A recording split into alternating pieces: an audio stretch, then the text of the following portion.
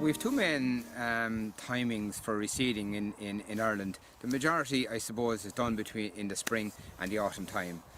Personally, I would favour the springtime. I think you have a lot more control on production, weed control, weather-wise, and so on wise. So ideally, contracting wise, there's no issue getting contractors after spring barley or wheat or whatever is put in. So there's no problem getting contractors and before first cut silage. So what we're talking about is we're setting a target of 60 days of a turnaround time. So ideally we're coming to second grazing, probably the second week in April.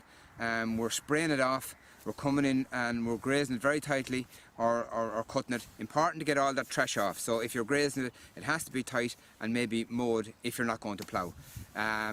We're talking about a 7 or 8 day turnaround from spraying to cultivating, whether that be disking, ploughing, stitching, whatever way you do it. Also, the big advantage of spring reseeding is that it gets the grass back into production again. As I said, 60 days from grazing to grazing. It also is ideal timing for controlling your weeds. You have the year afterwards to look after your weeds. So the weeds, ideally, the dock is the big one.